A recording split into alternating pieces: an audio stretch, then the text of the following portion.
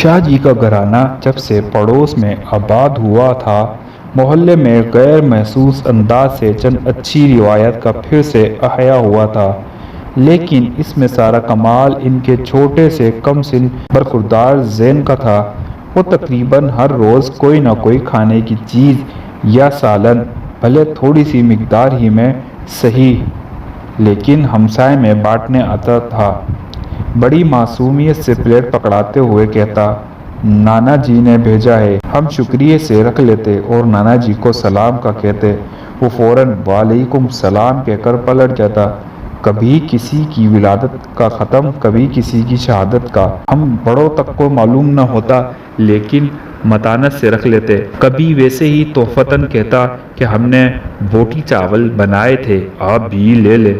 بہت پیارا اور حسین سا معصوم چہرہ تھا، لیکن ماں یا نانا کی تربیت بھی خوب تھی۔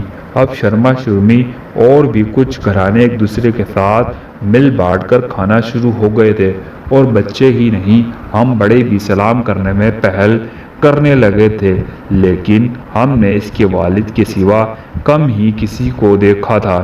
سید تھے تو پردہ تو سخت تھا ہی، لیکن نانا جی بھی کبھی چھت یا گلی میں نظر نہ آئے۔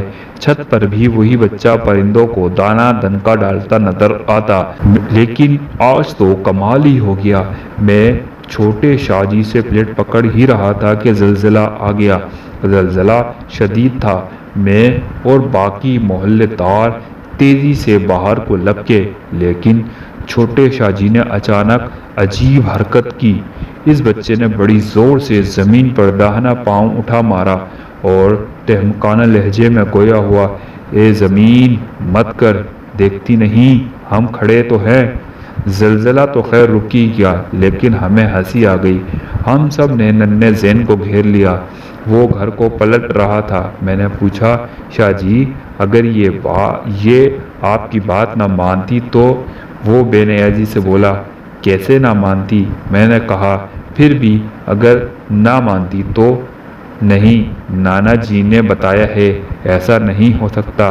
عجیب یقین و اطمینان تھا لہجے میں، اور ایک شان بے اعتنائی جو ہم بڑوں کو اب چبھ رہی تھی۔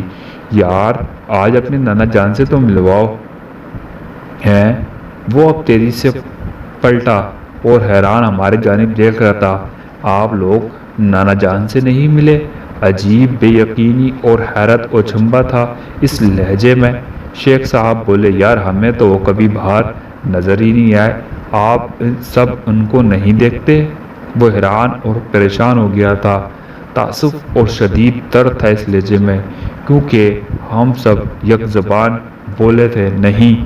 اچھا، پھر آپ لوگ مدینہ منورہ ہی ہو آئے کی لہر تھی جو میرے رگ و پے میں دوڑ گئی۔ یہ زلزلہ نہیں، بھوچال تھا جو میرے تقوی کے بت کے در پہ ہے۔ میں نہیں رہا، وہ ذات کا ہی نہیں کردار کا بھی سید نکل آیا تھا۔